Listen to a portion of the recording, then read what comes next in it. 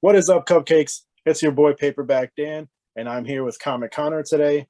There is no Taylor. Sorry about it. He had stuff to do celebrating his birthday or whatever. I don't know. But yeah, so we're going to talk about what we pulled this week. You know how it goes. I'm going to pass it off to Connor. Let us know what you got. Cool. Hi, everyone. Taylor's probably not with us because he's probably making other videos on his other channel, Taylor Talks Comics. The one that he could Somebody's stop plugging.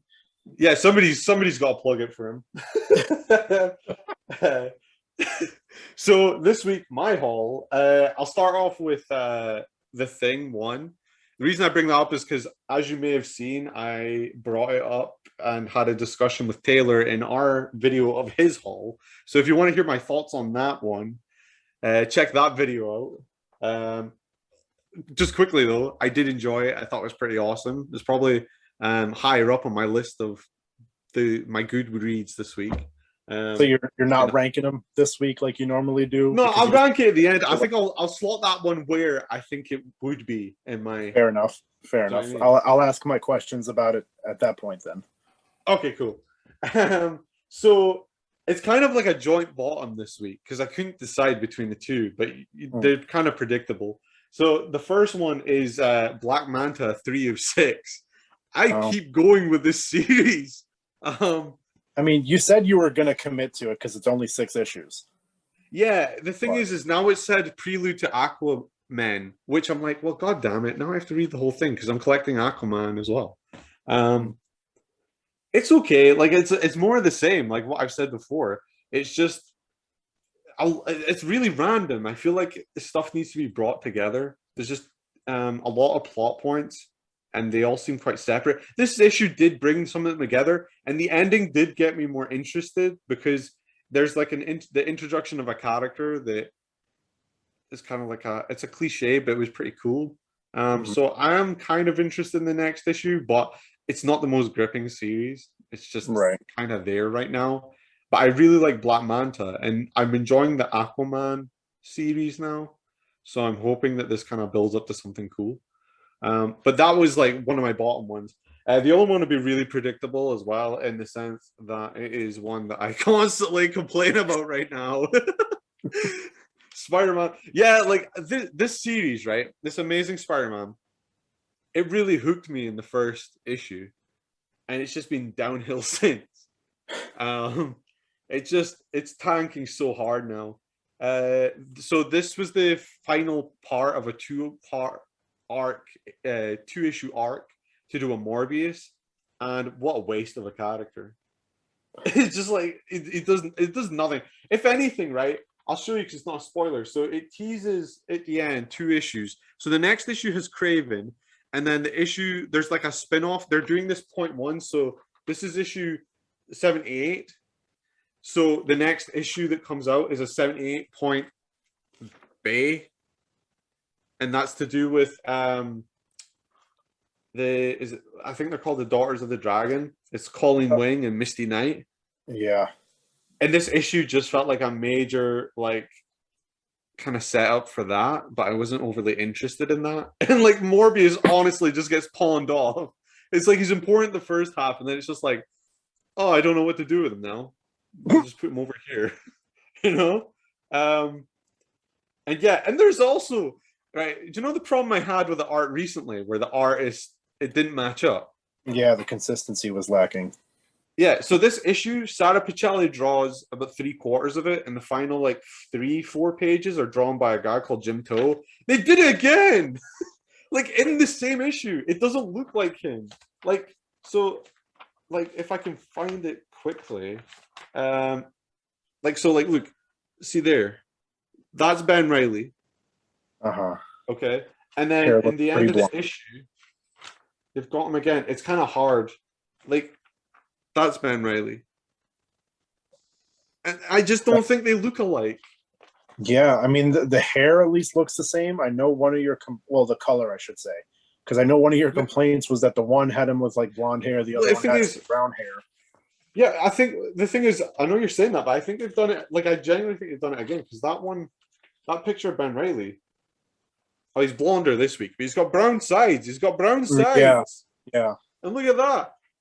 Where's the brown sides? All right, and his face looks bigger. It's just weird. Yeah, it doesn't, and it was in the same issue. And again, it just took me out. And also, Ben Reilly's story is running out of steam already. Like, I thought maybe it'd be able to keep it going for a bit, but you know what? I don't know. Because I think Callie Thompson's a good writer and she's filling in, but these issues have been weak. And like Peter's storyline of being sidelined is already getting boring. Like, he's been in the bed for 4 issues, and I'm like, is something gonna happen? Something did happen, but it wasn't enough for me to go like, whoa, this is interesting. Yeah, like something happened. And Ben Reilly, it's just, as I've said before, it's regurgitated plot points. It's just more of the same. Mm-hmm. It's just Ben Reillying and just not being as good as Spider-Man. Like, he could be, but he just feels like a knockoff Spider-Man. You know, at the very least, when I know that it's like some people didn't like it, but at the very least, when like Awkward Spider-Man and Superior, it felt like he was actually trying to do something. He was trying to accomplish something. Whereas here, it just feels like Ben Reilly's just like, I guess I'm Spider-Man. And then the team that are around him, like this Beyond company who are helping him, they're like, there's some interesting developments with them this week. But again, it's like, oh, here's an interesting development, but we're not going to do it. You're like, oh, okay. So there was nothing in this issue that was interesting. So yeah, it just, again, just building more of a case for my rant. My is going to be my biggest rant about Spider-Man. So yeah, the next issue this week I'm going to talk about is I Am Batman #3. So this one was pretty good. This is the Chase Fox one, being Batman. Mm-hmm. This one's pretty good. It's not the most amazing series by all means, but it's kind of got me hooked now. This point in time, I think I don't need to warn anyone anymore that you need to read the previous series to understand this. Yeah. But, if you're on board with this, it's pretty good. I mean, the art is really amazing as well. Yeah, it looks good. Yeah, it's really awesome. Let's see. I'm actually thinking, did I check to see who did that? Steven Segovia and Christian Deuce. I don't know who did what, but yeah, it's pretty awesome. And John Ridley's doing something pretty cool with him. Like, you know, there's a lot going on. I feel like it's the sort of series that it's not like, it's like Black Manta in a sense that there's a lot of plot points. Whereas Black Manta's got like 6 issues, I feel like it might get interesting. I Am Batman has like the same amount of plot points, but it's quite interesting. And I can tell that by issue 10, they'll have all come together and maybe something quite exciting might happen.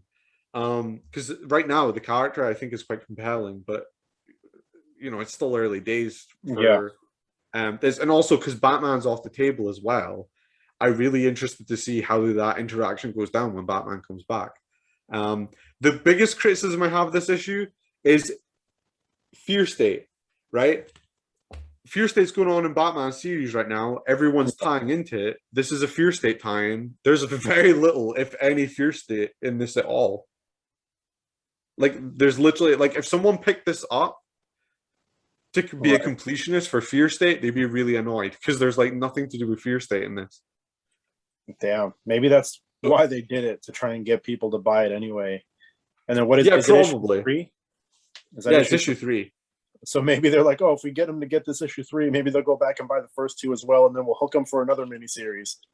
Yeah, it's a cheap ploy. Like, it's not good in the slightest, but it kind of does the series disservice because I've noticed that people on Comic Book Roundup, it's been getting review bombed because it's a black Batman, but it's pretty cool. Again, like, he looks really badass. Yeah, you know. I like the face covering as well. He does this cool thing with the face covering where people are like, think he's Batman and stuff. When he pulls the face covering off and they see his skin color, they're like, "What? Who are you?" You know, because like they expect him to be. Because like I think there's a point where he threatens he's gonna really hurt someone, and they're like, "Hey, you're Batman," you know, like you don't kill anyone, and he pulls it off, and they're like, "What?" So it's pretty cool, you know. Yeah, this is a pretty cool idea.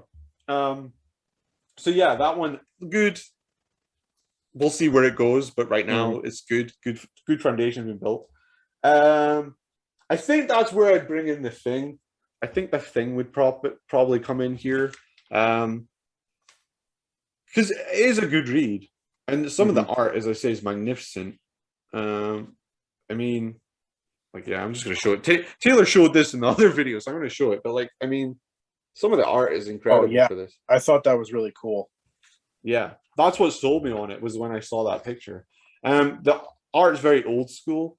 And yeah, it's pretty good. There, I had like a couple problems, like little problems with it, but overall, it was still a really good read. But again, I've already discussed that. You said you had questions. Have you got any questions about that? So, well, firstly, it is a miniseries, correct? Yes, I think. I think it's 5 issues. I was gonna say, I feel like that's pretty standard for what Marvel's been doing lately with their like miniseries. Every other Yeah. one that I had like any interest in has been 5 issues, which reminds me that I need to go back and buy some of the trades because I think they're out already. Who's writing it was my more important question. I think Taylor said that it's someone new, Walter Mosley. I don't know. I've never read anything of his before, but yeah, it's really well written because like the opening pages are pretty silent, Mm-hmm. and I like that. I like when a writer doesn't just bombard. Like Yeah, sometimes you gotta let the artist breathe, you know. yeah, The issue focuses a lot as well on the Thing and like his loneliness. And because the issue's empty at points, it doesn't feel so crowded. It does feel quite like it adds to that sort of atmosphere. So I feel the writing on it was excellent. I mean, the Thing isn't my favorite character in the least. You know, yeah, like I couldn't say I'm a big fan of him. I picked right. up because I saw that 2-page spread, but it justifies, like, I think it justifies picking up an issue too. It feels its own thing. You know, No pun I think intended. that what no pun intended. I know what you said about you know, the series being like a mini series, and that's the thing. Like, I feel like the Thing is very much, he's never going to get an ongoing because I just don't think the popularity could justify an ongoing. But Yeah, 100% though, I think the mini series doesn't feel like a waste. It doesn't feel like a throwaway series. It feels like it might right. have some interesting things to say about the character. Not so much like the Marvel universe, but it has some interesting things to say about the character. Mhm. So on that, Do you know? Last question, because again, I don't know okay, what it's you correct. discussed with Taylor. Do you know like what's going on, or does the book say what's going on with the Fantastic Four that the Thing is kind of riding solo right now? Because I'm not up to Um, date. so that was one of the things that I did bring this up to Taylor. It's one of the things I was a bit like iffy on because I'm not up to date with Dan Slott's Fantastic Four, but I'm about 5 issues behind. Hmm. Um, and it did feel like the Fantastic Four. It felt weird that like how they set that up. It made it feel like Elseworldish because it did things with his relationship with, I think her name's Alicia Masters, and that's a big focus point in Dan Slott's run. So it kind of feels a bit left field. And that was my biggest criticism of it. Again, if you take it out and just look at it as an issue by itself, it's really good. If you do try and tie it into the Dan Slott run, it does feel a bit iffy, like in regards to like where it fits. Yeah, yeah, yeah. So yeah. I think I recommend reading it. But you know, if you're buying it to slot into your Dan Slott, like, you know, like as a spin-off, like that takes place, I don't think you're gonna find an easy place to slot that in. Gotcha. Yeah, Um, for that, I might wait for the trade because like I don't have a problem with the Thing, but like I'm not attached enough to the character to buy the singles. Reading that first issue, I actually think it'd be a really, like, if the consistency keeps for another 4 issues, 100%. I think that'd be a great trade to pick up. Hmm. You know, Taylor spoke about a Treasury edition. I even think that would be amazing, like a super oversized, because like that double page spread, there's a couple of pieces of art in it that are amazing, and I think like a big version of that would be fantastic. And Right. being only 5 issues, it's just a quick hit of a character. Yeah. I actually think as well, if someone's interested in the Thing, like if someone's interested in like breaking it, trying to get into comic books, and they see like a Thing issue and they'll think, oh, I don't want to read the Thing. I actually think it's a really good issue to read if you're new to comics. Oh, well, that's. I mean, Like I think yeah, I think like if you wanted to just learn about a character, I think it's a good first issue. You know, even though it may not tie into what's actually going on. I think by the end of the first issue, you get a good idea who the Thing is, and I think that you would probably be pretty keen to see where he goes on this, and then from there you could be like, okay, well, I'll jump into Fantastic Four. Do you know what I mean? Yeah. No, that's a good point. That's interesting. Yeah, you know, it's hard. People often complain how hard it is with the accessibility of comics, but I think that one is actually a good place for anyone. Absolutely, I'm glad you brought that up. Yeah. So on that, my next one is Batman the Imposter, and that is my cover of the week, hands down. I had a couple that I had to choose between, and that was one of them as well. I really like that cover. It's ridiculous. So good. This wasn't my top pick of the week. I really wanted it to be, because I mean, Luke, I'm going to show you this because I have to. This book is insane, right? Like art wise, like Andrea Sorrentino, the guy is doing the best work of his work I've ever seen on this, right? Wow. It's like absolutely even the insane. reflection lake. Is that water or? Yeah, that's water. Yeah, that. And like, even like the thing is he really chose that this week. Like this week's was more focused on like the bigger panels. Were focused on like the conversations. Yeah, he's just totally went. You could tell he's loving this. He's just totally went down on. I mean, like even the Batman scenes. Like it's intense. You know, and I think the reason why this isn't my pick of the week, right, is because some of the plot points for me are too quick, and it's because it's an issue 2 or 3. I really, really wish they had. Maybe because of time or scheduling, I really wish they had made this longer than 3 issues. Because I think this is a great series so far. 2 of the 3. I think this would have been legendary if it had been 6. Yeah, I mean, like.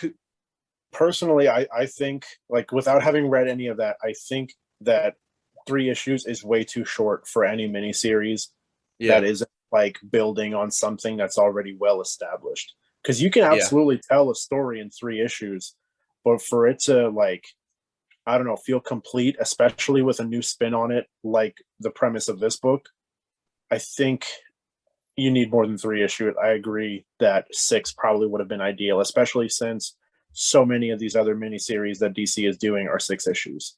Yeah, it's really painful because there's so much good in the book. Like the first issue, being a first issue of like 6, would have been amazing. Like that issue was amazing, but now we've gotten into the second issue and it's halfway already. It's kind of like, oh man, we've only got 1 issue left of this, and there's so much that they could delve into that they clearly can't, or there's so much they could go and do and they can't, you know. Yeah. And it is like, honestly, for it being only 3 issues, I can already tell you it's great. Like I would buy the trade, like I would buy the deluxe, I would buy anything of it. I'll definitely double dip on this book because it looks so gorgeous, but it is a case where it's just greatness is there. I just wish they had taken their time and just, you know, spread it out a bit more. Because again, it's the best. It's Andrea Sorrentino. It's the best work of his life. I've never seen him look so good, and this is his most colorful I've ever seen him as well. And I mean, like that image there. How many times have you seen a dark, brooding Batman, and yet he's managed to make it look like stand out? Yeah. You know, like awesome. Every issue of Batman has a cover where he's dark and brooding, and yet that one explodes. You know, I just think it's ace. So from there, my next one is, what's the furthest place from here? This one, bang for your buck. When I bought it from my comic shop, he was actually like, he was looking for the price, and when he seen it, he was like, damn, that's like 3 issues. He was like checking to see I hadn't put another issue inside it. You know, like he thought I was bad now. He's laughing his head off. So he was like, yeah, it's thick. really good. I'm excited to see where it goes. It's actually for the size of book, it's a surprising slow burn. Uh-huh. The characterization's on point, and you can tell that like they have a really good control of the narrative. But yeah, like there's some interesting at the end of this book. I had like some questions that I'm kind of excited to see get answered. Mhm. Again, it could, I can imagine why this would be like pick of the week for someone. This wasn't for me just because I think it's like early days. There's a lot of interesting setup, but that's mainly what it is setup. Yeah. I think it's a good idea to make the setup though extra chunky so that you get more of the setup out the way with. Yeah. No, I think that's actually really good as well. Because like you said, it's a basically damn near triple sized issue, which we touched on when we did the previews video last week. Like me and you were both like, damn, we might just get it because of the price point that it's at. And I did, like, hands down. When I felt it, I was like, God damn, I'm picking that up. Just even if it's not good, like you cannot argue with that value. Right. You absolutely can't. Yeah. The thing that makes me I'm really gutted about, and you'll see this at the back of issue 1, but I knew this before, like just before, but it was sold out. You can get a version of this where you get a 7-inch vinyl with it, and it has 2 original songs that you can listen to for the that fit the issue. What the hell? Yeah, and I Has missed that ever it, been right? done before?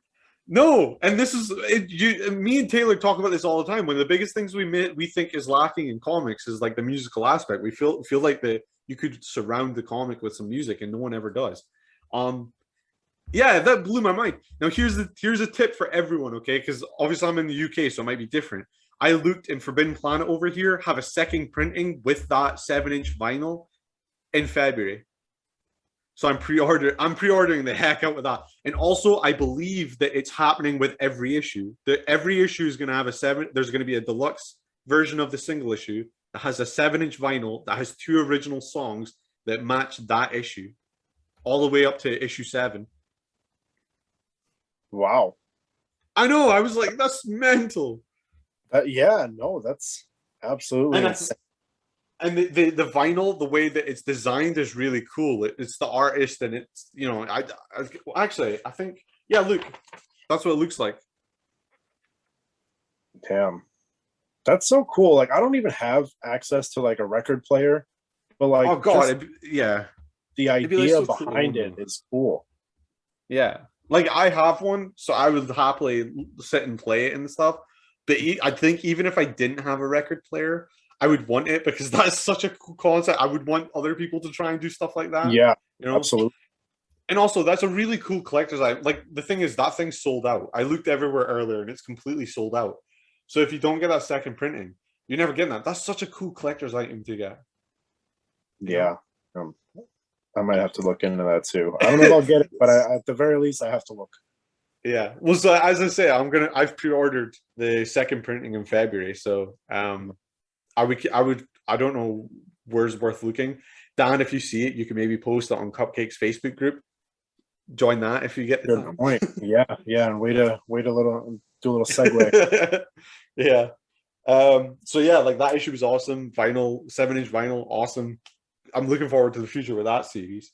My next one is Mighty Morphin 13. No, honestly, this is the first time I brought up a Power Ranger issue, and it's not me my pick of the week, but that's because the other 2 were really good. This is also setting up the Eltarian War. So it's a lot of setup, but there's a lot going down in this. It's quite intense, and they're doing things with the lore that I could never have possibly imagined. Like Ryan Parrott is doing so much, and it's really hard to talk about because spoilers, but also it's a sort of book that's so deep in it now. Like, see, that's probably the thing I'll give Kyle Higgins. When he did Power Rangers, you could probably just talk about it to someone and they go, okay, I kind of grasp that. Here, Ryan Parrott has went so hard into the lore of Power Rangers and then twisting it that to even try and describe it to someone that didn't know, it's impossible. I think you would need to read if you read the series. Don't get me wrong. If you read the series, yeah, I think you'd be fine. But I think at this point it'd just be super confusing. Because there's so many twists as well. Like to say one thing would spoil so much. This thing's built Okay. upon like literally in the past like 3 months, it's built upon like 10 different spoilers that are like earth-shattering spoilers. You know, it's the series that's not really sitting on its ass right now. It's really going for it, and it's awesome, I but it mean, well, makes it yeah, impossible to talk about. right. Yeah, no, because I mean, you don't like, not that I've asked you to be for the sake of spoilers, but like, you don't really like go in depth with what's going on. Like, you always say Power Rangers is great. It's going to be my pick of the week, like 9 times out of 10, et cetera, et Yeah, cetera. But you never go into like, well, this is like the gist of what's happening, which yeah. I know if it's going to spoil things, I'm thankful that you're not going to that length. But yeah, it is kind of curious, I guess, because, or I'm curious, I should say. The But it's thing is, good. I definitely think that like if you weren't a fan of Power Rangers, and you're a comic book reader, I still highly recommend reading it. Like I think it's fantastic. Um, but I just think at the point it's at now, it's not a series that you could just jump onto. You would need to go back. Right. And I think that's what I was going to say, like that kind of that accessibility that we bring up so often. I feel like the book is a little bit hindered by that. There's no accessibility here. Yeah. Heck, at the point it's at, I don't even know if a Power Ranger fan could just jump onto it. Like the lore's there and they would recognize some things, but the way that they've Mm-hmm. twisted the lore is really awesome and exciting. But again, I even think like a Power Ranger fan would pick this up and go, "What the hell did they do?" Like, because it's genuinely mind blowing what Brian Potter's done with this title. Say there was because you said that's issue 13, correct? Yes. So I saw 12 on the back issue wall. I want to say it was a week or two ago, and I know we talked about Uh-huh. this, but like I opened it just to like kind of see a little bit, and I saw these weird like white furry animals, and I was like, "What the fuck is going on here?" Like Power Rangers Yeah. is usually just about the monster, and then that, and then No, going on it's other planets. Like, what's going like on? like if there's any way I could describe it right now without major spoilers, they've broken up into two series. There's Mighty Morphin and then there's Power Rangers. So there's two different series. Now Mighty Morphin follows the Rangers you kind of expect. It follows the classic Rangers. Okay, Um so this is the one you would kind of this is the one that if a reader was to pick up, they go, I recognize this. Power Rangers is, without spoiling, following a different group of Rangers in space, and it's this big intergalactic epic that is not just tying into this, but also setting up, I guess, what would be future TV shows, but what I also presume is setting up the inevitable comic book series down the line for those respective seasons. Um, and it's all these two series are tied into this big epic taking place at different parts. But both are like shifting the lore like you wouldn't believe. Like the Rangers that are in Power Rangers, they're different, they're awesome, but even like who some of them are out there. Like Power Rangers has never really done what this series is doing with the Rangers themselves. mm, And as I say, I'm really excited because the Eltarian War, it's the first kind of big culmination since Necessary Evil, which was Ryan Parrott's first kind of finishing point. And that was incredible. Like Necessary Evil was just phenomenal. I loved every single thing about that. And then after that was when these two new series started, and now they're coming to the Eltarian War, which is like the next point. okay. And I'm curious to see if Ryan Parrott's staying on or not, because I didn't think he could top Necessary Evil, and it's looking like if he sticks the landing, like it's looking like he could top Necessary Evil. So if he does that, I don't know what he's going to do. I don't know if he's just going to become the flagship person for Power Rangers, and he's just going to keep going forever and do like Zeo and Turbo and Space, all that. I have no clue, but the guy's like on fire. It would be cool if, since you're saying was a necessary evil is like a good like finishing point or like big climactic event, and then this one is gearing up to be the same thing. If he's leaving the title at any point, it would be kind of cool if he had like a third one in him and then like ended it as a trilogy. I don't know why I like trilogies. I like the idea of there being The thing like is, three major events. something I can say is, like, I think that'd be totally awesome. And to be honest, if he does another series, like if he does another kind of storyline that then reaches a point, I honestly think that's the last of the Mighty Morphin stuff.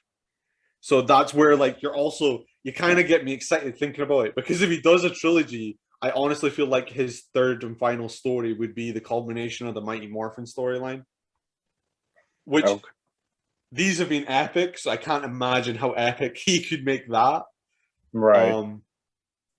But yeah, I'm really curious. The next few months are going to be interesting to see what the plan is.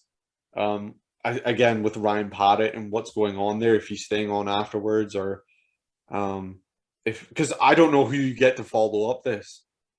Yeah, I pity whoever it is. I really do, because the thing is, Kyle Higgins, I still think his run was magnificent. I didn't think anyone could top that. But Ryan Padgett was writing Go-Go Power Rangers at the time. He got given both titles and did awesome and culminated Necessary Evil, then got a relaunch and did awesome with that. And I don't know, because Marguerite Bennett came in for 2 volumes of Power Rangers in between the handover between Higgins and Padgett, and that was all right. That really was like the lowest point in the series. It was cool, but there wasn't much there, and I imagine a lot of people jumped off at that point. But yeah, I can't imagine who you would get to fill these shoes if he did leave. I would just throw a lot of money at him and ask him to stay. To be honest, I don't. If they like money and they like, the thing is, they're going for these big hardback collections on Kickstarter and stuff. That's all based. So you could say that that's based around like Higgins, but I think at this point it'll be way more based on Ryan Padgett. I think Higgins will have like 3 hardcovers, whereas by the end of this, Ryan Padgett will probably have like 4, 5 hardcovers. Wow.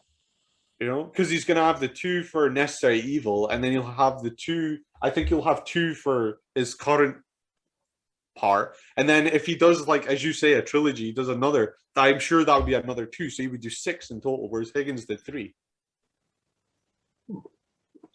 Wow. Okay, so last question before we move on to the next one. All right, cool. I've never read any Power Rangers outside of like maybe the first like page or 2 because it's on Comixology. Yeah. So as someone who's never read it, would you be able to start with Ryan Parrott's run, or would you have to read Kyle Higgins first? No, I think so. Here's the annoying thing, right? They really didn't think about the formatting. I actually think you can start with Ryan Parrott's run. You would just need to understand where that is in Power Rangers kind of timeline. Because Go-Go Power Rangers, which Ryan Padgett was writing and Kyle Higgins was writing Power Rangers. The problem is that, so if you're going by like episodes, kids get their abilities in the first episode.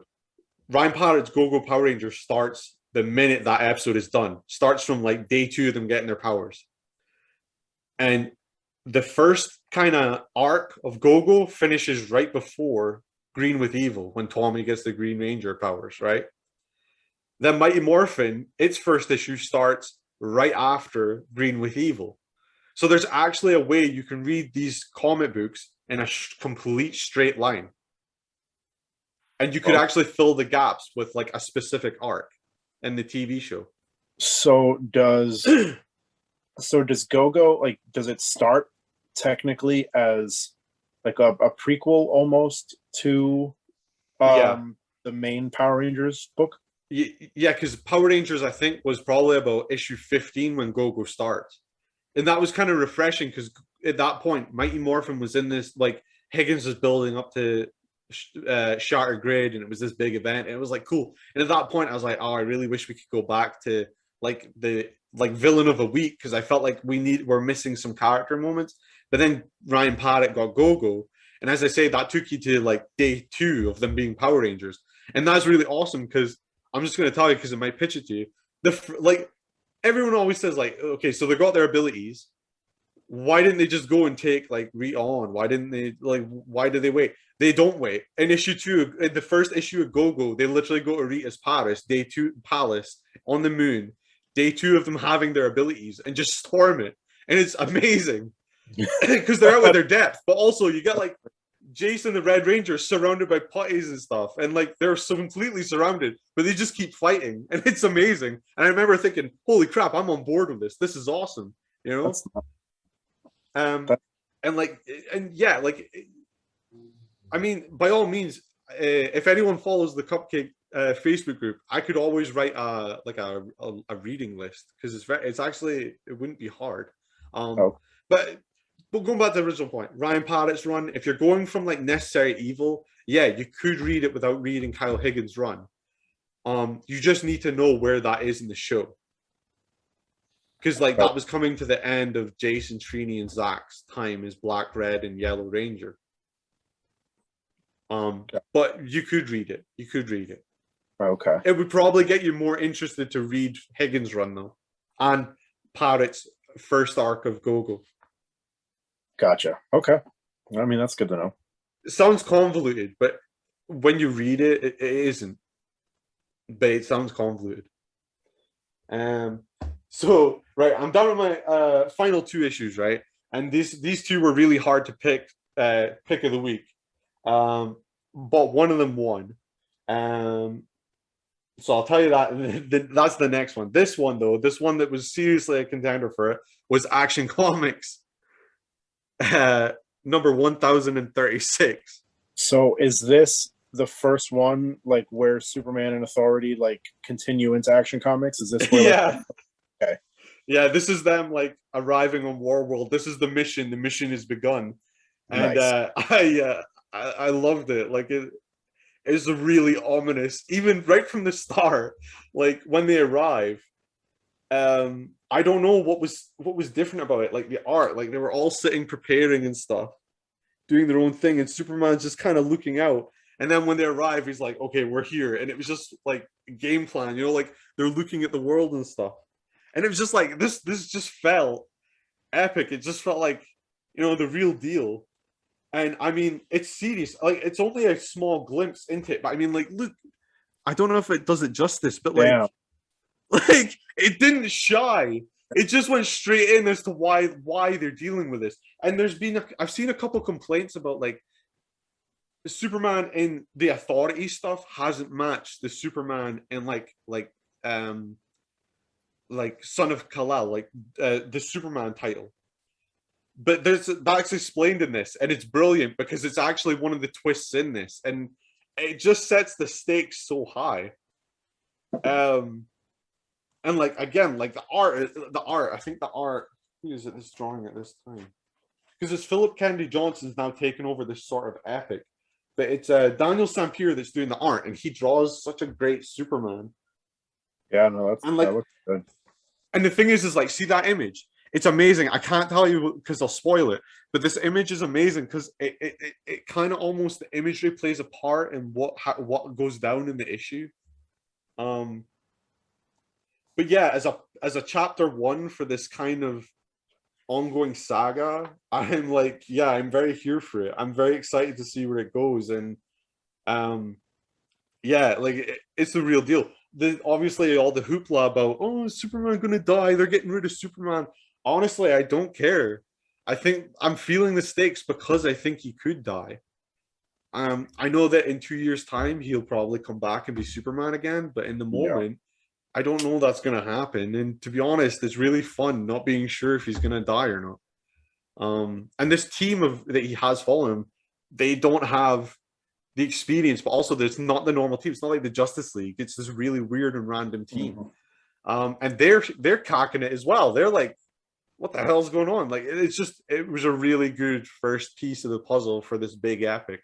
And I do hope that if it continues and sticks the landing, I'm hoping that at the end of it, they might release just like Superman and the Authority kind of book storylines, so people could just read it from beginning to end. Because I think that it's been a while since we had like a Superman epic that both captured the character and kind of sold him in a way, and actually have some stakes. You know, I think there's been comics in recent years that have had heart and like have kind of sold the character well, but they've not sold them in a way in which it was like intense, like again, like strong stakes. And I feel like this has managed to do that. And it's been built off of a Grant Morrison Superman and the Authority run that was actually quite fun. Like it wasn't serious at all, but that almost helps where we're at now because it's getting darker. That fun is kind of balancing it out. You're now like, oh whoa, this is real. And as I say, that image of like all the bodies and stuff, like yeah, that was like a oh whoa, okay, this is it. It was really cool. So I highly recommend that. So is it a good jumping on point for Action Comics if you've read the Superman and the Authority miniseries? Mm-hmm. Okay. The thing is, there's a couple of plot points that I didn't quite understand because he's not just taking over the plot points from Superman and the Authority, but he's also continuing his own run on Action Comics because he's been writing it for a while now. Mm-hmm. And I lost track of it for a bit. So he actually brought up like a cloaked man that appeared before that I didn't know, but it didn't affect my reading. Like it didn't make me go, oh, what the hell? I don't understand this. It was more like, ah, damn, I really want to see what's going on now in the previous issues. Mm-hmm. And yeah, like to be honest, I think if you just jump into this issue, you would enjoy it. You maybe not feel the stakes as much if you've not read the build-up. But if you've been keeping up with Superman, yeah, it's definitely there. Like, because again, like I in our last video, I spoke about this special that had him basically saying goodbye to Batman, and like that just filled a gap that I felt like, okay, now we're ready to go off. In the previous issue of Superman, Son of Kal-El, and Action Comics had him saying bye to John, and that was like, okay, now he's saying bye to his kid and his wife. This is real. Like this is it. And then you read this issue, and it was just instantly like the minute they got there, it was like, oh hell, you know. And it had, you know, for it feeling like quite a small issue, it had so many killer Superman moments. Like it sold the character, you know.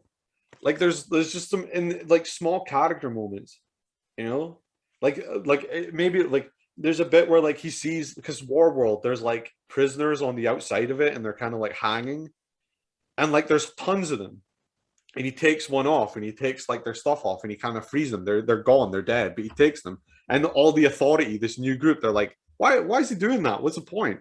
And one of them is like, I would like to understand why he's doing that, like because it matters to him. It's like this person is, you know, it didn't have to, and he's still taking the time to go out, even if though it's too late, to make sure that their body is okay and stuff, and they're respected. And it's just like just a small. That was only like one panel, and it's just the writing, and it's kind of like what I was saying to you recently as well. They've done such a good job of like, and Tom Taylor as well, and Superman, on explaining why like John, for instance, why he'd be more involved in politics because he's half human. Like it just seems Superman's got into this intellectual place right now that just kind of fits. And it's the missing piece from the stuff we've had before. It's the total 180 to Bendis' Superman run. So it's like, all in all, like the Superman world right now is really exciting. It's one of the, I've never expected it, but it's one of the most exciting to kind of look for. Because I was really surprised because our solicitation video last week didn't have Action Comics coming out. So when I went in and saw that cover, I was like, because that cover, this is the cover that was teased at Fandom, which was the start of the epic. So when I saw it, I was like, oh my God, that's it. I can't wait to read that. You know, so it was really exciting. Yeah, no, I don't remember seeing that either. And I wonder, that's so strange because there was books that we did see on the solicitation video that I'm pretty sure I didn't see on the shelf for the second week in a row. So it's funny that they're doing it the other way around now too, where they're putting shit that wasn't on the solicits on the racks. Yeah. Because I mean, like, yeah, because I think it's in here actually. It might not be in here. I might just be losing my mind. Yeah, I don't think it's in here because I'm still waiting for no, there it is. I'm still waiting for that. Oh yeah, I asked. I think I told you already. I asked the guy at my shop when it was coming out, and I want to say that it was the week of Thanksgiving, so the 23rd or whatever. I don't Okay. whatever. So like 2 Because weeks from basically. I'm really excited because when you're talking about these big stakes in a Superman book, and then Infinite Frontier set up some interesting ideas in regards to the grander scale of what the DC universe is going towards, and then this is the next chapter of it. And I'm like, Joshua Williamson, I think, has been on fire recently, writing so many good series. And I'm like, okay, well, what's the next part of the main storyline in this universe? Like, this is the next chapter, really.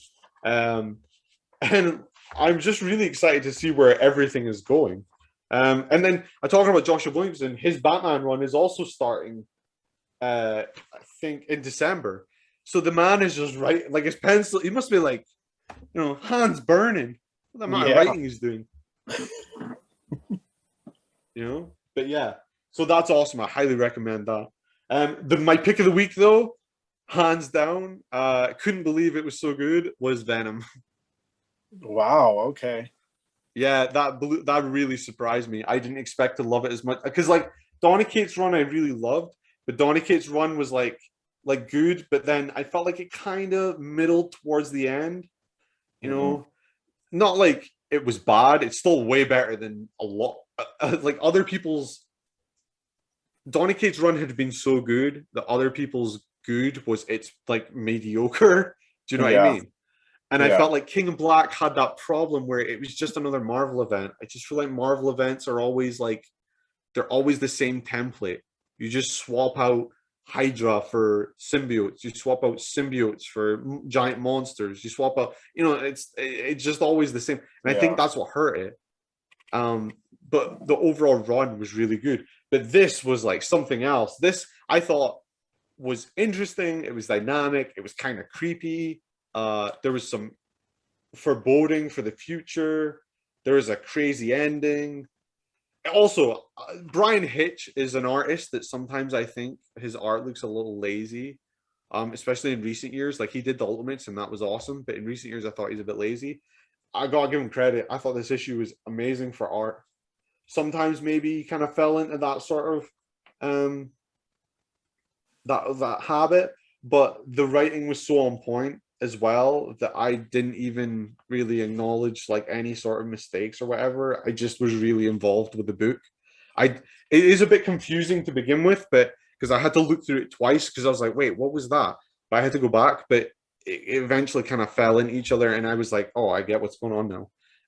And yeah, the only thing though is if you've not been reading Donny Cates' run, I don't know if this is like that accessibility. I don't know if I think it is, but there's gonna be questions. Like you're gonna be like, oh, okay, this is where we're at with this. Like if you've not read King and Black, you're gonna be like, what the hell? What happened to Venom? Right. Yeah. I'm gonna be in that position. So that's interesting. My question, I know you didn't finish it, but I know you said you were reading like the paperback omnibus or whatever. How does it compare, or do you, sorry, not compare, but do you see any similarities to Al Ewing's Immortal Hulk, like first impression? I yeah, it definitely feels like Al Ewing. As you say, I haven't finished Immortal Hulk, but where I've gotten, I think I got to issue like 42 out of his 50. And I definitely think that it doesn't go downhill, but it gets a bit convoluted. And I think that it takes the fun away a little bit of it. Because the first like 20 issues of that are insanely good. Like, classic good, legendary good. I think the rest of it's good, but it gets a bit convoluted. This, though, I don't know, because if he has Ram V writing some of it. So I don't know if that'll help. Because they're both writing different. Saying that, I thought it was going to be like Eddie was going to be one part and Dylan was going to be another, but it's not. They're just fully integrated with each other. Maybe it'll change in future issues, but this one, like, it was really. So I was like, wow. So Ram V wrote these 3 pages, and then Al Ewing wrote these 7, and then Ram V wrote these next 5. Like, that's what I mean. I was like, whoa, this is crazy. So is it like a TV show almost, like those hour long where like certain parts of it will follow like a couple of characters, and then it'll switch over to the next group who's doing something related, but not like in the same vicinity. Not well, yeah and no. I think like it follows. Well, I mean, it follows Eddie and Dylan, and they are at different points in the issue, but there is like a kind of connecting point. But I think next issue onwards definitely might be that, like I'm more focused on that sort of storytelling where there's different people around different places. Because that's what I expected with this issue. And as I say, although I did get it, it wasn't as much as I thought. It was a lot more connected than I thought it was going to be. But the way this issue ends, and you'll understand when everyone reads it, you'll be everyone will be in different places. Like everything will be this big. I kind of feel like this felt like the chapter 1 of the big epic. Okay. Wow. And I think that it complements what Donny Cates did on Venom. I didn't feel like I was scared that you were going to read it and go, "Oh, Donny Cates stuff didn't matter," but it does. Like it feels like a continuation of that. I think Donny. You told me last week that because it's Marvel, it probably wouldn't matter, and now look. Yeah, I know. I gotta eat my words. Yeah, no, I don't know. It remains to be seen. But the thing is that the basic premise of Donny Cates' Venom matters. Like the basic premise of King in Black matters to this. But it remains to be seen about Donny Cates doing Hulk. I'm curious to see if that is the same. Like, is he complimenting Al Ewing's run, or is he doing his own thing, or do you know what I mean? And how good will that be? Because although Immortal Hulk for me took a dip, it's still really good, and it's hard to follow that sort of run, you know? Yeah, I mean, yeah, maybe he's just gonna. The impression that I'm getting is he's like basically starting from scratch. He's taking his own idea. Maybe he'll take like a premise or something that Al Ewing set up, but I definitely feel like what I've seen is making me think that I don't need to read Immortal Hulk to get into this new Hulk book. I would agree with that. I don't, from what I've seen of this Hulk, nah, like I definitely don't think you need Immortal Hulk. This though, with Venom, I'd be interested to see your opinion because I'm 50-50 whether you need to read at least King in Black to get this or not. Okay. Yeah, no, I'll try to hopefully read it this weekend. We'll see. So yeah, that's my picks this week. Oh, and also I got the Brian Hoon Lee cover. They didn't have that one. The only ones that they had at my shop were I mean, since you're done anyway, I'll just go ahead and start. I also got Venom. Oh, cool. You got the Bacalo? Yeah, I think I forgot. I know we went through it last week, but there were so many that I think it's Chris Bacalo. Is it, or is it Bachalo? I don't know the right. I don't know either. I could be saying it wrong. It could be Bachalo. I've never heard his name pronounced. But yeah, so I got it. I'm looking forward to reading it. That cover's cool. But I'm mad because my shop didn't have the cover that you got or the A cover. It didn't have the A cover. No, they were out of it. There was a bunch of issues there, but the A cover was not one of them. Or if it was all the way in the back, and I didn't dig far enough because there was at least like 10 or so floppies on there. But the only ones that they had that I saw were the one that they had the most of was the Peach Momoko cover, which I did like. Yeah, there was at least like 4 or 5 of them. And I didn't like that one, so I didn't get it. Yeah. No, that's interesting because my shop, my shop lays them all out. Yes. Basically what he did, I've never seen him do this before, and it was pretty cool. He laid out all the issues all the copies he had, and he just laid them out so it would be like a cover was at the bottom, and then a variant cover, like pile of variant, and then a pile of variant. So I was basically able to just look through them to see all the variants that he had. And he had this. He had, I think, the Mark Bagley one. Remember the one we joked that looked like a mask? Yeah, it was the one that was similar to the Thing, one of the Thing covers. Yes. Correct? Yeah. Yeah. We had that, and then we had the A cover. So yeah, I just went for that one because I thought that one looks sick. Yeah, Um, I like it a but lot. I was curious because I don't know anyone that's seen the John Romita Jr. one yet. Yeah, they didn't have that one, which I'm fine with because I thought it was ugly. I said that last week. Yeah, no, I didn't want that one. The only other one that I saw, they had the one I got, the Peach Momoko one. And they had, I forget who it was, but it was the red one where he had like all the tendrils. Oh wow! Did they have that one? They had one copy of it, and I don't know why I didn't grab that one because I remember saying I liked it last week. I think when we went through, I said that this would be the cover that I got if they had it, so that's why I was just like, "Fuck it, I'll get that." But yeah, there wasn't a whole lot of variety. I would have gotten the A cover just because it's the A cover probably, but I still like this cover a lot. Like I said, I'm hoping to read this weekend, and I'll let you know if I felt like I needed to read King in Black first or not. He'll let us all know in the Facebook group. I'm just plugging that Facebook group constantly. Yeah, no, I could. And just real quick, it didn't come out this week. I told you I got some back issues. After your comments last week, I'm committing to the series, and I got 5, 6. Yes. They didn't have, what stopped me last week was that they didn't have issue 8. But I was like, fuck it, I can like try to find it on eBay or something. But I've got 5, 6, and 7 here, all still first printings. Yes. And I have a lead on the first 4 issues. So should be good on that. I just need to find 8, and then I already added it to my pull list. So hopefully 10 is in my box next month, and we're good to go. Yeah. So have you? What's the situation on issue 9? Have you pre-ordered the Blacklight issue, or have you are you just getting the standard one, or?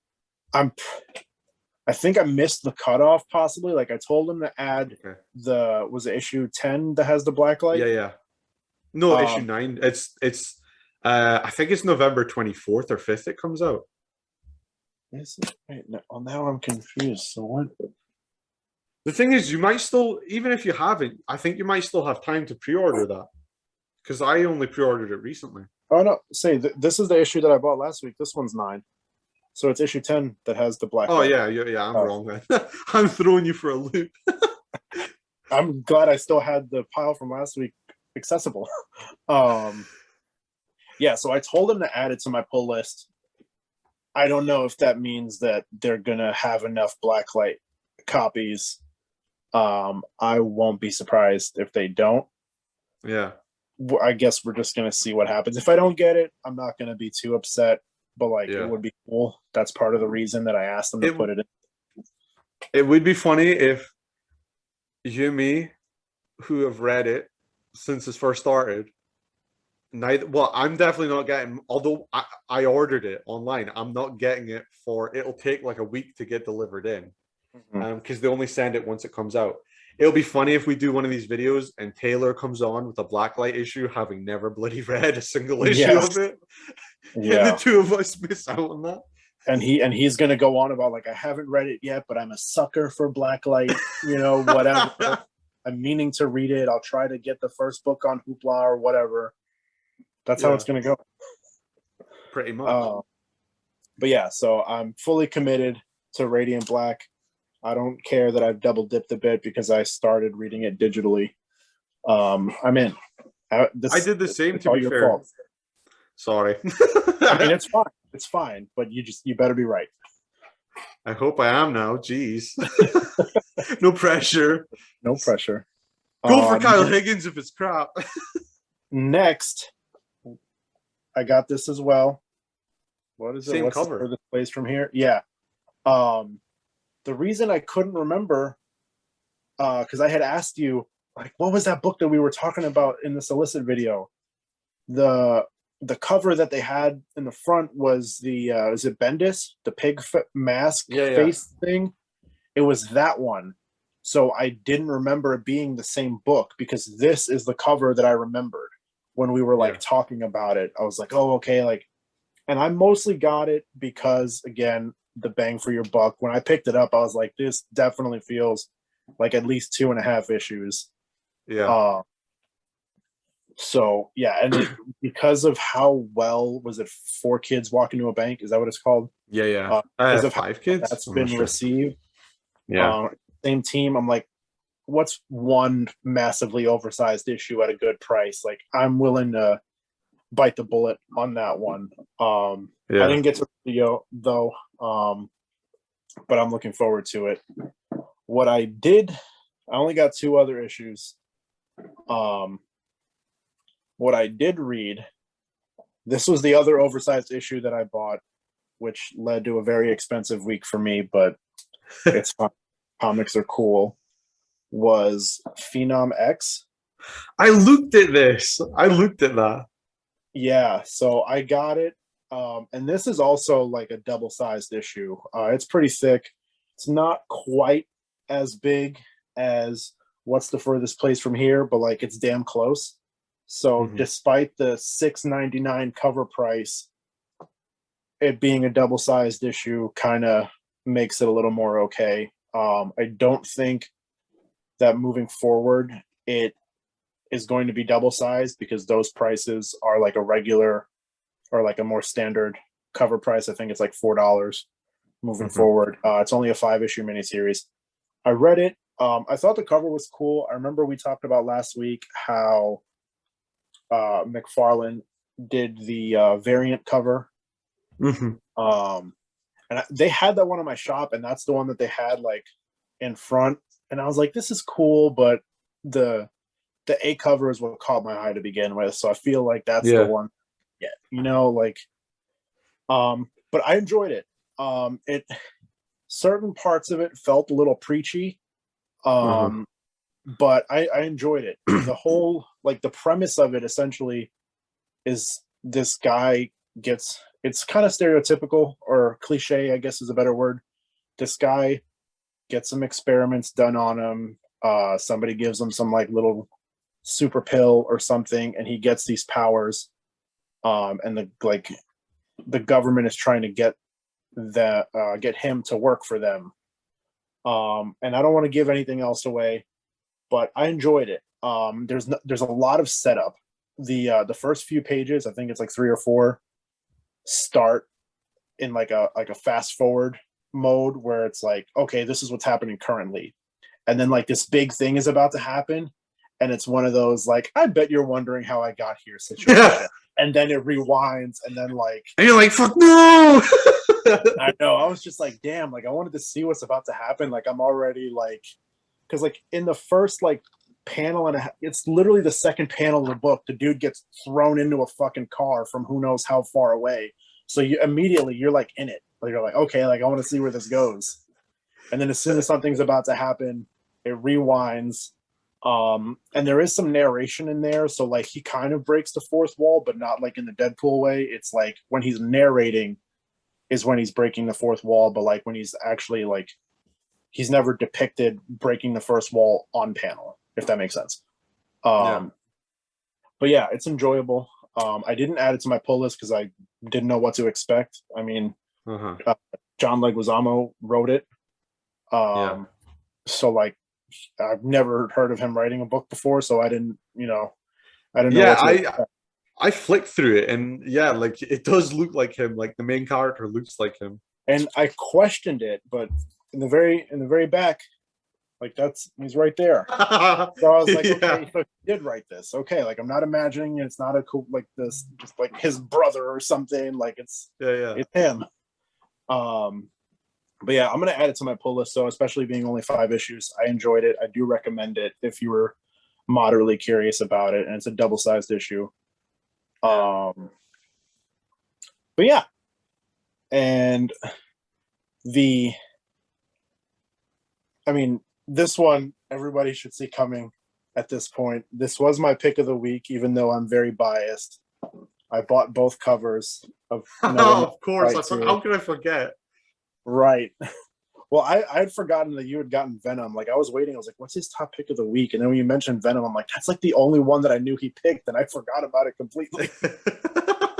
But yeah, So I mean, this in any other circumstance probably would have been my number one cover. And here's Yeah. the B cover. They're I've really committed, cool. I've committed to getting both covers. Each time I did the same thing.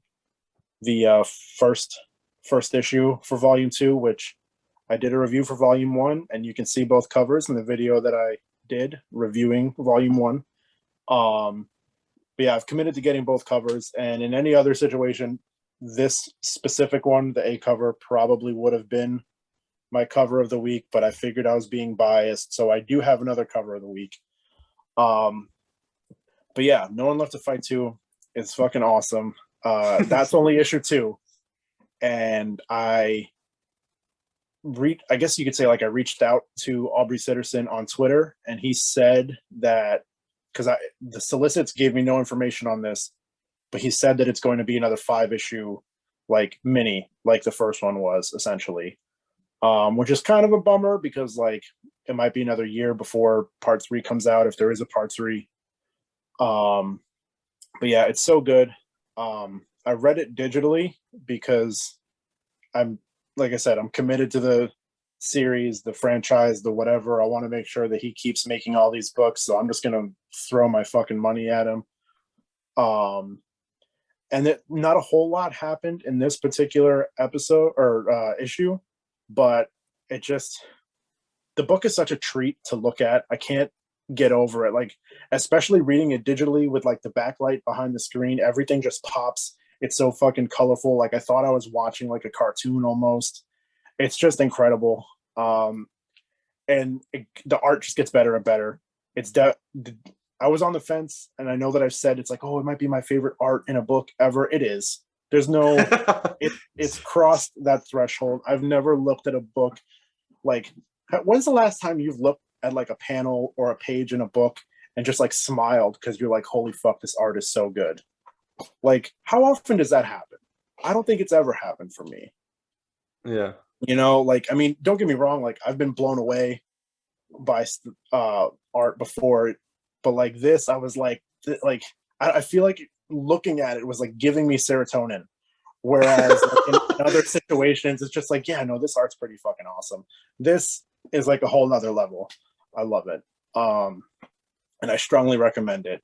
If you can find Volume 1 and then the first 2 issues, they'll probably still be on your shelf, because I don't know anybody that knows this series besides me.